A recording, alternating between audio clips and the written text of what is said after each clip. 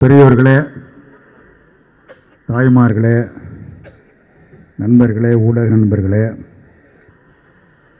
திராவிட முன்னேற்ற கழகத்தின் சார்பில் ஒருங்கிணைத்து நடைபெற்றுக் கொண்டிருக்கக்கூடிய அந்த மாபெரும் ஆர்ப்பாட்டத்தில் பங்கெடுத்திருக்கிற திராவிட முன்னேற்ற கழகத்தினுடைய பொருளாளர் அண்ணன் டி.ஆர். பாலு அவர்களே,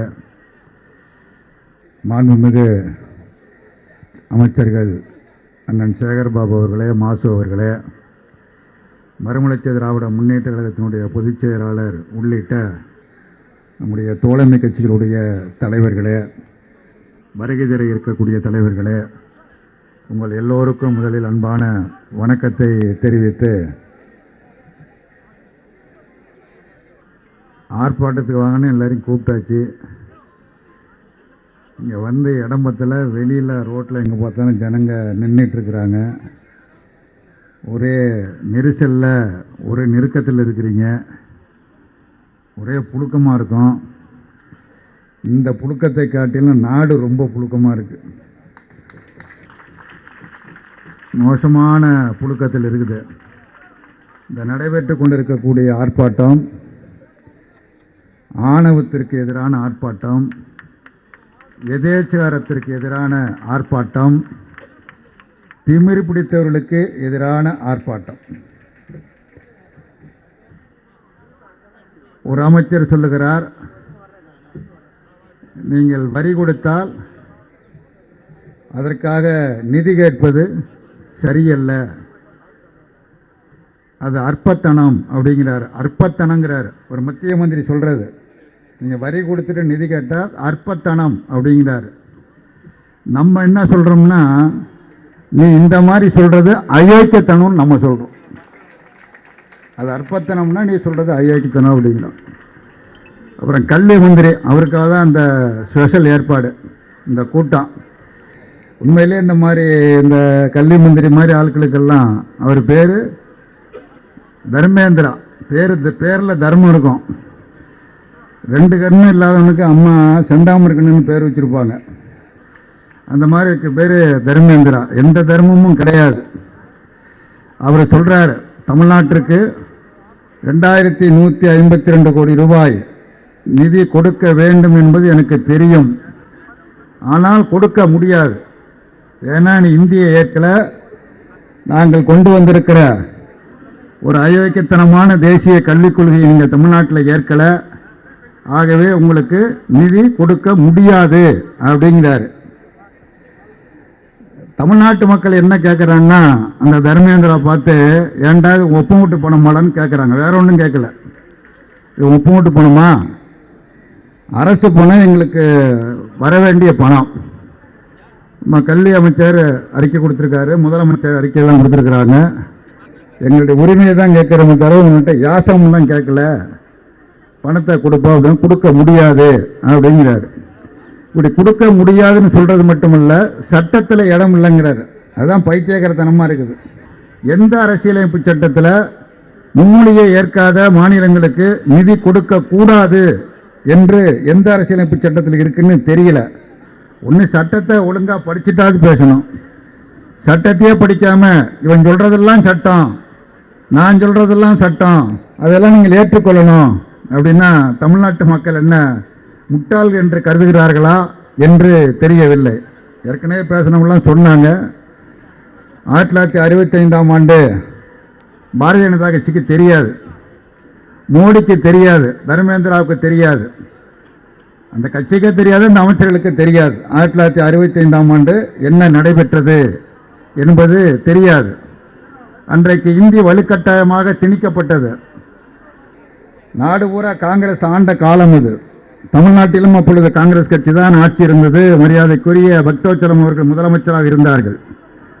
இந்தி திணிக்கப்பட்ட பொழுது அதை எதிர்த்து தமிழ்நாடு, குறிப்பாக மாணவர்கள், உயர்நிலைப்பள்ளி மாணவர்கள், அன்றைக்கு மேல்நிலைப்பள்ளி கிடையாது, உயர்நிலைப்பள்ளி மாணவர்கள், கல்லூரி மாணவர்கள், பல்கலைக்கழக மாணவர்கள் போராடினார்கள். பல மாணவர்கள் தங்களின் உடல் மீது பெட்ரோலை விட்டு ஊற்றி தீ வைத்துக் கொண்டு வீர மரணமடைந்தார்கள். போலீஸ் அடியடியெல்லாம் நடத்தப்பட்டது. துப்பாக்கிச்சூடு நடைபெற்றது. பலர் இறந்து போனார்கள். கடுமையான அடக்குமுறைகளை மேற்கொண்ட பொழுதும் அந்த போராட்டம் தீவிரமடைந்தது. இன்னைக்கு உதாரணமாக ரயில் நிலையத்தில் பார்த்தீங்கன்னா மேலே சென்னை எழும்பூர் அப்படின்னு தமிழில் எழுதியிருக்கும், மேலே இருக்கும். ஏற்கனவே மேலே இருக்காது, 65க்கு முன்னாடி மேலே இருக்காது, மேலே இந்தி தான் இருக்கும். அது தமிழ்நாடு பூரா நடைபெற்ற போராட்டம் இந்தி எழுத்துக்கெல்லாம் அளிக்கப்பட்டது. அஞ்சல் நிலையங்களில், ரயில் நிலையங்களில் எல்லாம் அளிக்கப்பட்டு சில மாதங்கள், சில மணி நேரம் அல்ல, சில நாட்கள் அல்ல, சில மாதங்கள் தமிழ்நாடு ஸ்தம்பித்து செயல்பட முடியாத ஒரு நிலைமை ஏற்பட்டது, ஸ்தம்பித்து போனது. முன்னோர்களுக்கு இவையெல்லாம் நன்றாக தெரியும். அன்றைக்கு ஒன்றியத்தில் பிரதமராக இருந்த ஜவஹர்லால் நேரு அவர்கள் ஒரு ஜனநாயகத்தில் நம்பிக்கை உடையவர் என்கிற முறையில் தமிழ்நாட்டு மக்களுடைய மாணவருடைய போராட்டத்திற்கு மதிப்பளித்து, அவருடைய உணர்வுகளுக்கு மதிப்பளித்து, இந்தி பேசாத மாநிலங்களில் விரும்புகிற வரையில் இந்தி திணிக்கப்பட மாட்டாது என்கிற உறுதிமொழி அளித்தார். அதற்கு பிறகுதான் அந்த போராட்டம் நின்றது. இதுதான் வரலாறு.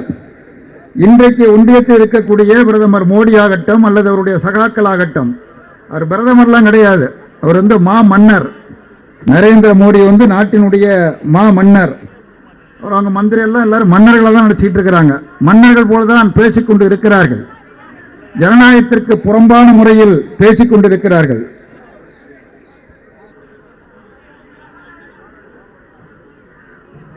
மன்னர்கள் போல ஒரு எதேச்சகரமாக, சர்வதிகாரமாக, பாசிச தன்மையோடு பேசிக் கொண்டிருக்கிறார்கள்.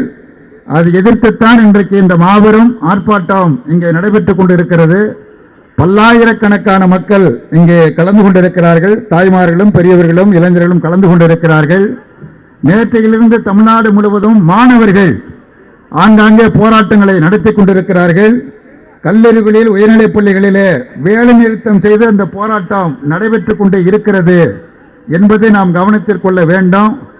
இங்க அண்ணாமலையை பற்றி சொன்னாங்க. அவர் சொல்றாரு, இருமொழி கொள்கை என்பது காலாவதியாகிவிட்டது என்று அவர் சொல்லுகிறார். அவரை பற்றி உங்களுக்கு தெரியும்.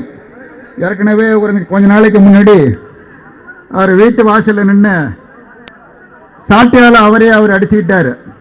அவர் சாட்டையால் அடிச்சுக்கிட்ட உள்ளது காலில் சலங்கியும் கட்டிக்கிட்டு ஒரு துண்டை வச்சிருந்தேன்னா நல்ல நிதி வசூலாவது நடந்திருக்கும், பணம் வசூலாவது நடந்திருக்குதும். அவர் சொல்றார், இருமொழி கொள்கை காலாவதி ஆகிவிட்டது. அண்ணாமலை அவர்களே, நீங்கள் காலாவதி ஆகிவிட்டீர்கள். அதான் உண்மை. தமிழ்நாட்டில் அண்ணாமலையை தவிர்த்து, பாரதிய ஜனதா கட்சியை தவிர்த்து மற்ற அத்தனை அரசியல் கட்சிகளும், இங்க இருக்கிற கட்சிகள் மட்டுமல்ல, மற்ற கட்சிகள் அத்தனை கட்சிகளும் இந்த இந்தி திணிப்பை ஏற்க மாட்டோம், தேசிய கல்விக் கொள்கையை ஏற்க மாட்டோம் என்று எல்லோரும் அறிக்கை வெளியிட்டிருக்கிறார்கள், கண்டனத்தை தெரிவித்திருக்கிறார்கள். ஒட்டுமொத்தமாக தமிழ்நாடு ஒன்றிய அமைச்சருடைய அடாவடித்தனமான பேச்சிற்கு தனது கண்டனத்தை பதிவு செய்திருக்கிறது. இன்றைக்கு அறிவிக்கப்பட்டிருக்கிற போராட்டம், ஆர்ப்பாட்டம் என்பது முதற்கட்ட ஆர்ப்பாட்டம் என்றுதான் அறிவிக்கப்பட்டிருக்கிறது என்பதை நாம் எல்லோரும் கவனத்தில் கொள்ள வேண்டும். ஆகவே ஒன்றிய அமைச்சர் இப்படி சொல்லியதற்காக நாட்டு மக்களிடம், தமிழ்நாட்டு மக்களிடம் பகிரங்கமாக அவர் மன்னிப்பு கேட்க வேண்டும். இந்த தேசிய கல்விக் கொள்கை என்கிற பெயரால் 3ஆம் வகுப்பில் ஒரு தேர்வு, 5ஆம் வகுப்பில் ஒரு தேர்வு, 8ஆம் வகுப்பில் ஒரு தேர்வு, அப்புறம் 10ஆம் வகுப்பில் ஒரு தேர்வு, அப்புறம் 12ஆம் வகுப்பில் ஒரு தேர்வு, அப்புறம் 12ஆம் வகுப்பில் பாஸ் பண்ணாலும் பிறகு ஒரு பொது தேர்வு என்ற அந்த தேசிய கல்விக் கொள்கையை தமிழ்நாட்டு மக்கள், தமிழ்நாடு அரசாங்கம் நிராகரிக்கிறது. அதை ஏற்க முடியாது. அதனுடைய நோக்கம் என்னவென்று சொன்னால், தமிழ்நாட்டில் இருக்கக்கூடிய மாணவர்கள் கல்வியை தொடரக்கூடாது என்பதுதான். இங்கே கல்வி அமைச்சர் இருக்கிறார். 8ஆம் வகுப்பு வரை தேர்வு உண்டு, ஆனால் பாஸ் ஃபெயில் என்பது கிடையாது. தமிழ்நாட்டில் 8ஆம் வகுப்பு வரை தேர்வு உண்டு. காலாண்டு தேர்வு, அரையாண்டு தேர்வு, முழு ஆண்டு தேர்வு உண்டு, ஆனால் பாஸ் ஃபெயில் என்பது கிடையாது.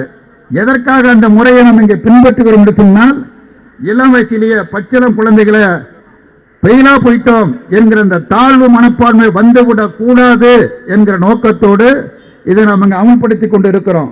ஆனால் மோடி சர்க்கார் சொல்லுகிற அந்த தேசிய கல்விக் கொள்கை என்ன சொல்கிறது என்று சொன்னால், குழந்தைங்க 3 வயசுல பள்ளிக்கூடத்தில் சேர்க்கணும், 3ஆவது வகுப்புல ஒரு பொதுத் தேர்வு நடத்துவாங்களாம், அதில் பாஸ் பண்ணாமல் 4ஆவதுக்கு போகலாம். அப்புறம் 5ஆவது ஒரு பொதுத் தேர்வு, அதில் பாஸ் பண்ணாதான் 6ஆவதுக்கு போகலாம். அப்புறம் 8ஆம் வகுப்புல ஒரு பொதுத் தேர்வு, அதில் பாஸ் பண்ணாதான் 9ஆவதுக்கு போகலாம். அப்புறம் 10ஆம் வகுப்புல ஒரு பொதுத் தேர்வு, அதில் பாஸ் பண்ணாதான் 11ஆவதுக்கு போகலாம், 11, 12க்கு போகலாம். 12ஆம் வகுப்பில் தேர்வானால் கல்லூரி செல்ல வேண்டும் என்றால் மீண்டும் ஒரு பொதுத் தேர்வு. அப்படின்னு நோக்கம் என்ன? நம்மை போன்ற குடும்பங்களை சார்ந்த பிள்ளைகள் படிக்கக்கூடாது, தொடரக்கூடாது, கல்வியை தொடரக்கூடாது, பாதியிலேயே விட்டு செல்ல வேண்டும் என்கிற நயவஞ்சகமான கொள்கை இந்த கொள்கை. ஆகவே தான் இந்த கொள்கையை நாம் நிராகரிக்கிறோம். அந்த கொள்கைகளை எதிர்த்து இன்றைக்கு முதற்கட்டமான இந்த ஆர்ப்பாட்டத்தை நாம் பல்லாயிரக்கணக்கில் திரண்டு ஒன்றிய அரசாங்கத்திற்கு எச்சரிக்கை விடுக்கிறோம். நீங்கள் தொடருவீர்களேயானால் நாங்களும் தொடருவோம். நன்றி, வணக்கம்.